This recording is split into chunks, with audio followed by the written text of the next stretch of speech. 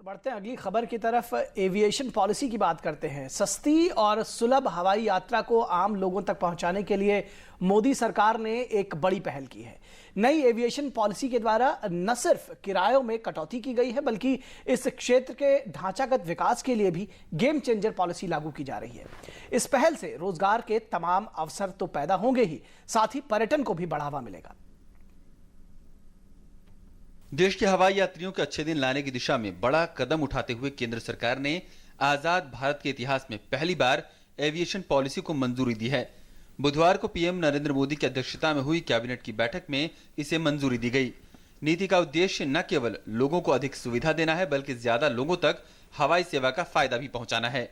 This civil aviation policy today history has been made.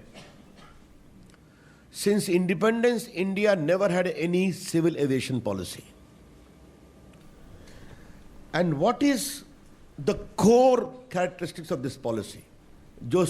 जो हवाई संपर्क में नहीं है उनको जोड़ना, जो हवाई सेवा से मुक्त हैं उनको सेवा प्रदान करना।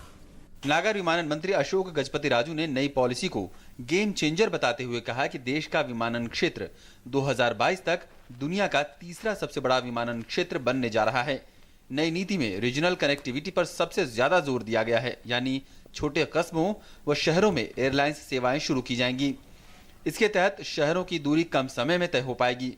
रीजनल कनेक्टिविटी बढ़ाने के लिए एयरपोर्ट पर विभिन्न प्रकार के चार्ज को राज्य सरकारों की मदद से हटाने या कम करने की कोशिश होगी। आइए जानते हैं क्या है नई एविएशन पॉलिसी में जिससे आम आदमी को सबसे ज्यादा फायदा होगा। सरकार ने 1 घंटे के सफर के लिए 2500 रुपए का किराया तय किया है, जबकि आधे घंटे के लिए 1200 रुपए का किराया देना होगा। इसका उद्देश्य हवाई यात्रा को बढ़ावा देना है और वो भी उचित कीमतों पर। छोटे शहरों में हवाई सफर की सुविधा शुरू करने वाली कंपनियों को सरकार 80% तक घाटे की भरपाई करने को भी तैयार है, ताकि ज्यादा से ज्यादा एयर कनेक्टिविटी शुरू हो सके।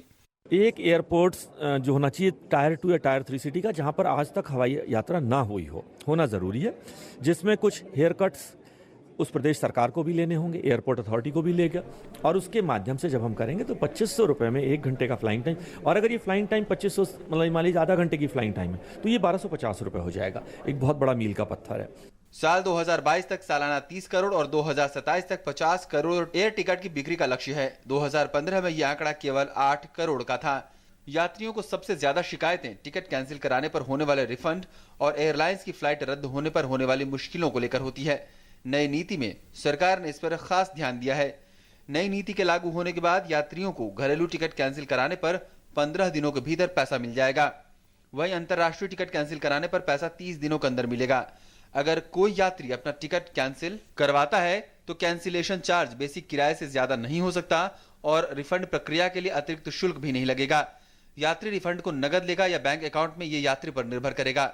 उड़ान के वक्त से 24 घंटे के अंदर फ्लाइट रद्द होने पर मुआवजे की राशि 10,000 रुपए तक होगी। प्रोमो और स्पेशल फेयर समेत सभी पर रिफंड्स के नियम लागू होंगे। विमान में ओवर बुकिंग होने पर अगर यात्री को सवार नहीं होने दिया जाता है तो उसकी मुआवजा राशि बढ़ाकर 20,000 रुपए कर दी गई है। 15 किलो सामान के बाद 5 किलो तक के लिए 100 रुपए प्रति किलो से ज्यादा चार्ज नहीं दिए जाएंगे। नई एविएशन पॉलिसी में छोटे एयरपोर्ट्स पर ज्यादा जोर दिया गया है। सरकार प्रति उड़ान 8,000 रुपए का टैक्स लगाएगी और इन पैसों से 50 से 100 करोड़ रुपए का फंड बनाएगी, जिससे अब तक इस्तेमाल में न आने वाली करीब 350 हवाई पट्टियों का इस्तेमाल होगा। The commitment in the BJP manifesto of making regional connectivity a reality. So we kept it as a centerpiece and the whole policy has been worked around it. इसके अलावा देश को विमानों के रखरखाव, मरम्मत तथा ओवरहॉलिंग के केंद्र के रूप में विकसित करने पर भी जोर दिया गया है। दूसरी तरफ विमानन कंपनियों को कुछ सहूलियतें भी दी जाएंगी। नई पॉलिसी में विमान कंपनियों को 5/20 नियम से राहत मिलेगी, यानी अब विमानन कंपनियों को अंतर्राष्ट्रीय उड़ानों के लिए 20 विमानों की जरूरत होगी, लेकिन अंतर्राष्ट्रीय सेवा शुरू करने के लिए 5 साल का इंतजार नहीं करना पड़ेगा। सरकार के इस बदलाव का लंबे वक्त से इंतजार हो रहा था। इससे विमान कंपनियों को बड़ी राहत मिलेगी और अधिक से अधिक लोग विमान यात्रा के लिए प्रोत्साहित होंगे। हवाई यात्रियों को फायदा होने के साथ ही विमानन कंपनियों की मनमानी पर भी रोक लग सकेगी। सुधाकर दास और शैलेंद्र मिश्र के साथ डीडी न्यूज।